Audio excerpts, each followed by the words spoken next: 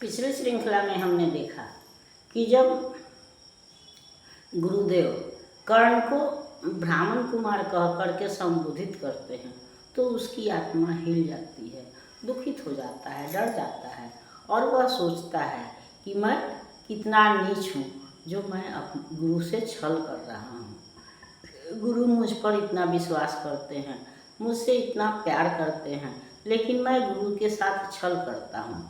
लेकिन फिर भी वह सोच रहा है कि मेरे पास दूसरा कोई रास्ता भी तो नहीं था, क्योंकि द्रोणाचार्य ने मेरा इतना अपमान किया था कि मैं न तो उनके पास शिष्य बनने के लिए जा सकता था, न वे मुझे अपना शिष्य बना सकते थे।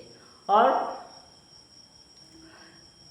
इसलिए मेरे पास झूठ के अलावा, छल के अलावा कोई रास्ता नहीं था।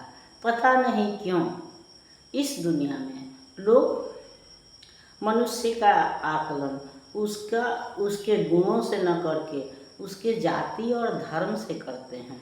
वह उसके गुण कितने भी अच्छे हों, लेकिन वह छोटे वंश में पैदा हुआ है तो उसके गुण छोटे माने जाते हैं, और अगर वह बड़े वंश में पैदा हुआ है तो लाख खोटा है, फिर भी वह आदरणीय होता है।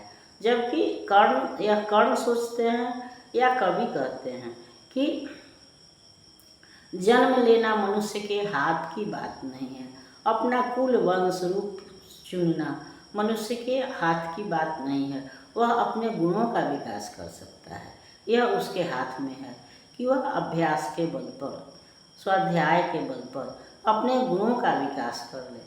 लेकिन वह किस जाति में, किस धर्म में, किस वर्ण में पैदा हो, यह उसके बस की बात नहीं है।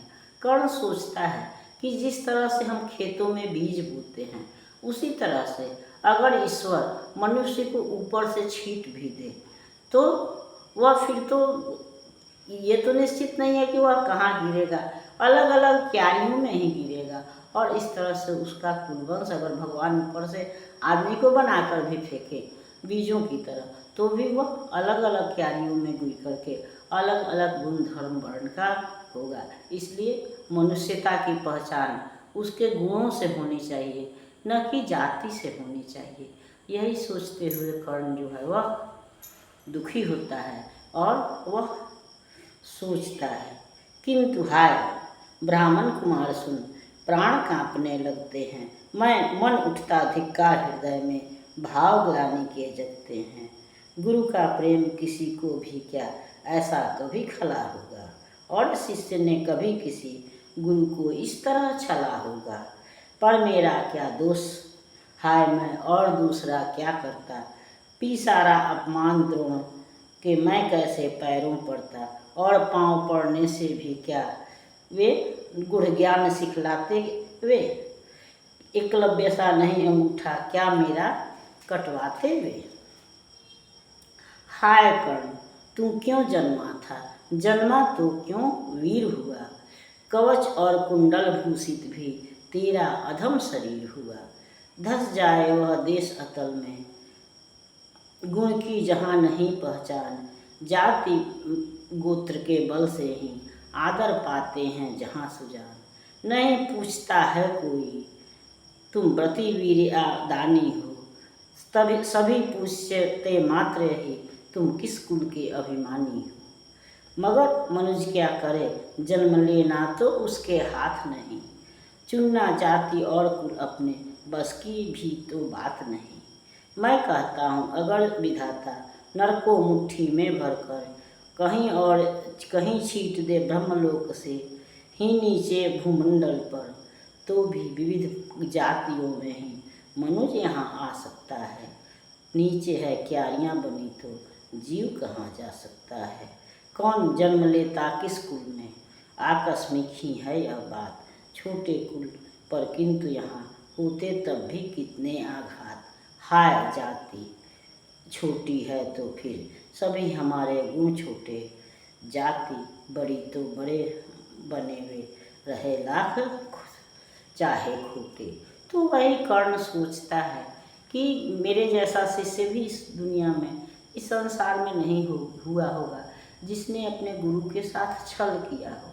लेकिन मेरे पास कोई दूसरा रास्ता नहीं था, क्योंकि मैं न तो गुरु द्रोण के पास जा सकता था और न जाने पर ही गुरु द्रोण मुझे अपना शिष्य बनाते या मुझे अपना गूढ़ ज्ञान सिखलाते, बल्कि वे हो सकता है कि एकलव्य की तरह मेरा अंगूठा ही कटवा लेते। लेकिन एकलव्य भील समुदाय से था, इसलिए उसमें इतनी नम्रता थी कि वह अपने अंगूठे का दान दे सकता था, जबकि कर्ण सूर्यपुत्र था तो वह उतना नहीं झुक सकता था जितना कि एकलव्य झुक गया।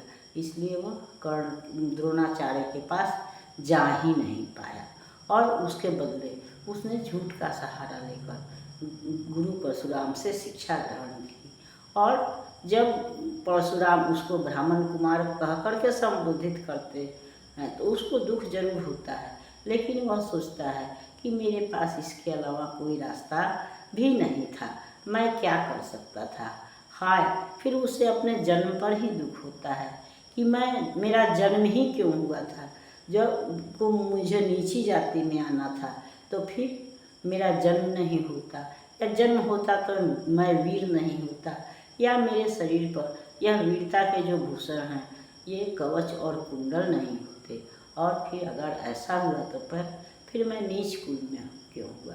वह अपने ही विचारों में मग्न है। वह सोच रहा है कि वही जाति या धर्म या पैदा होना मनुष्य के बस की बात नहीं है, लेकिन हमारे समाज में मनुष्य का इज्जत उसके जन्म से, उसके गुणों से नहीं होता है, बल्कि उसके जाति, कुल और गोत्र से होता है। गुणों की पहचान बाद में होती है, समय आने पर होती है, लेकिन पहले आज भी पर हम जाति वंश के अनुसार ही किसी को आदर देते हैं। और यही कर्ण सोचता है और उसी समय वह कीट जो है वह कर्ण के पैरों में आकर के काटने लगता है, जिस पर कि हम अगली श्रृंखला में विचार करेंगे। तब तक यह श्रृंखला आपको पसंद आती है तो लाइक कीजिए, सब्सक्राइब कीजिए। मिलते हैं अगली श्रृंखला में, तब तक के लिए धन्यवाद।